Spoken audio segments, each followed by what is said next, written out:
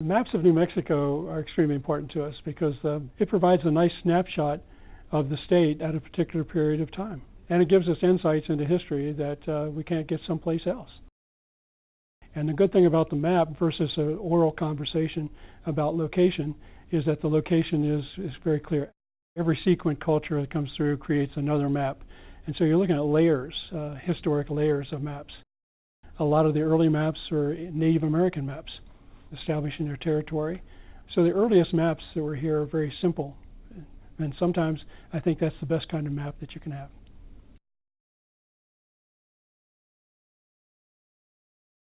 It's a creativity. Basically, it provides you a great chance, opportunity to have history that can be recorded in a creative manner. So that if we look at Pacheco y Mierda, the maps done by the Spanish explorer, came up with the Camino Real, you get actually buildings and figures. You get pueblos. It's not just little dots on the map or lines on the map. So the map can be any sort of creativity that you want to put into it.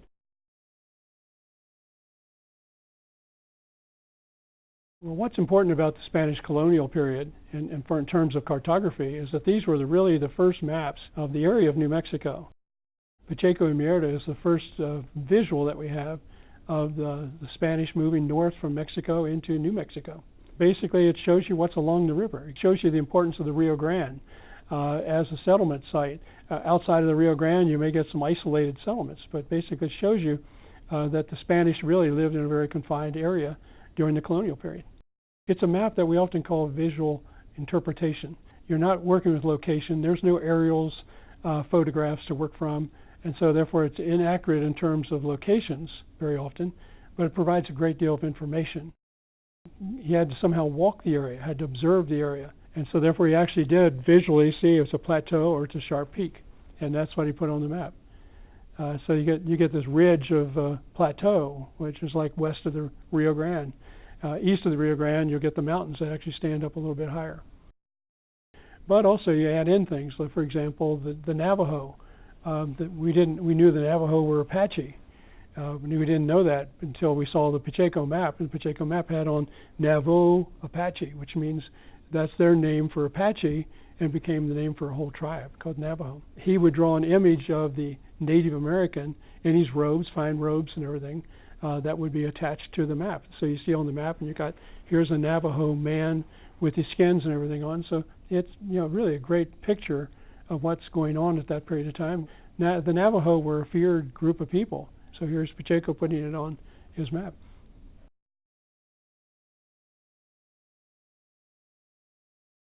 We had no boundaries out here in the West for a long period of time until about 1817, which is pretty young. That's not very long ago.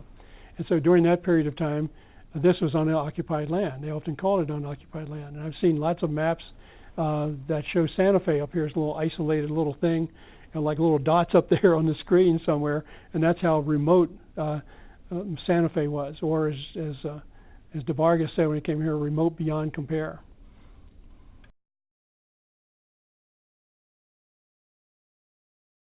After we defeated Mexico, somebody had to say there's got to be a boundary now between Mexico and the United States. And so that was one of the first boundaries that we had.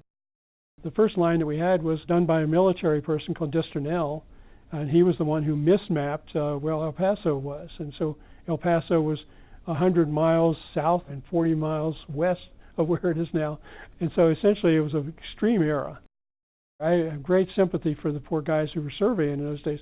First of all, they had Native American problems they had to handle. They also were in hazardous areas that they'd never been in before. And on top of that, in the evening, under a Latin lantern or something, they were trying to recording down what they had seen that day. And if you can imagine, I'm trying to record a river, a stream, and I have no idea. I didn't follow the entire stream. I didn't follow the entire mountain, yet I'm putting it on the map. Okay, so sometimes things would be done by hearsay.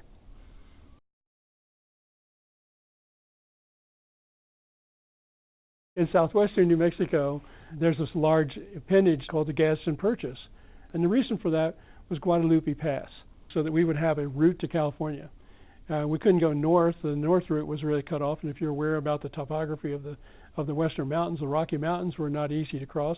So this is south of the Rocky Mountains, and by far the easiest way to get to California. Became initially then a railroad route.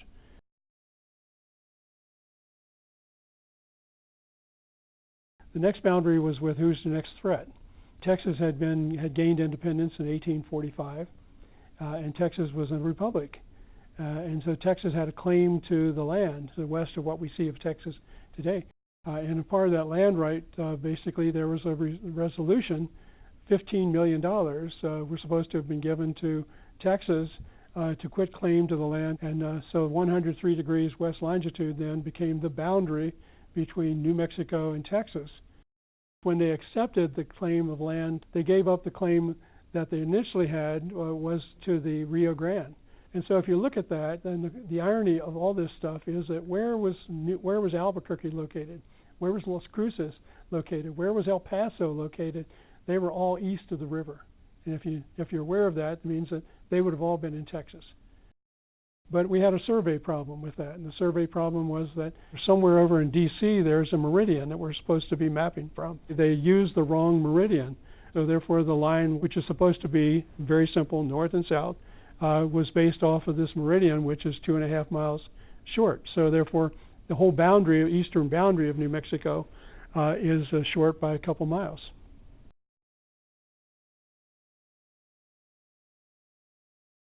And so the northern boundary then comes across the southern area of Colorado, and a guy by the name of Darling surveyed that. If you're familiar today with southern Colorado, what's there, this is gold and silver country, and they knew about that very early before they started surveying the land. And so therefore you had all kinds, you had New Mexicans trying to get, acquiring some of that land, you had Coloradans who had a lot of resources trying to acquire those lands. And so it looked to me like it was a saw blade. One map I saw basically went up, came down, went up, came down. The border, it was not a straight line at all. It was trying, Colorado, which had more influence and more power at that time, was trying to include all of its resource areas into this new state boundary. So they wanted to make sure they weren't going to lose out. You had great debates that went on in Washington, D.C. In other words, the Supreme Court had to make a decision on the land along the border. So finally, in 1929, they got so tired of debating this that they finally just resolved it and said, we're going to settle on the first boundary that came in. And so they went by the Darling boundary, which was the 37th parallel.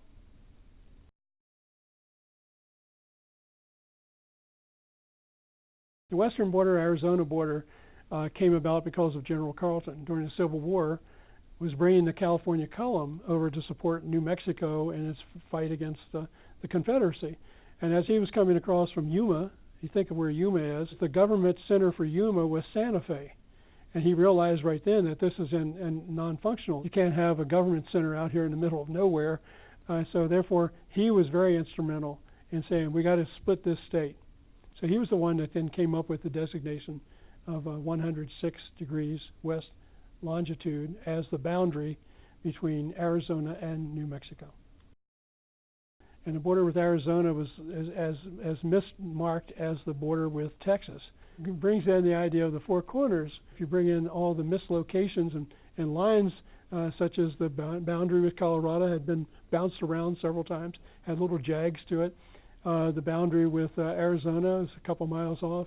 If you look at the surveys and how the surveys were done, there may not be a four corners.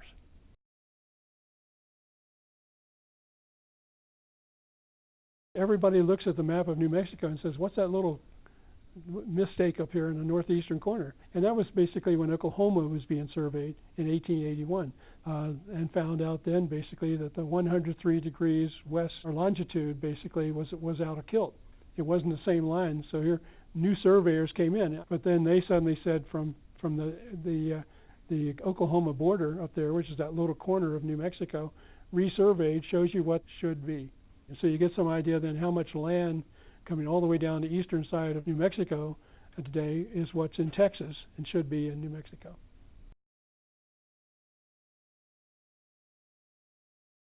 By the 1880s, we pretty well had our state defined. Even if they were inaccurate, we had at least 4 or 5 borders that worked well, and we were accepting those. Boundaries really reflect a lot of changes that occurred in New Mexico over a period of time, not just simply the population change that occurred, but also the greed, the drive for more land, and everybody's trying to get a piece of the action. Basically, it opened up the West. the story of our boundaries is a better way to understand the 400 years of history that we've had here in New Mexico.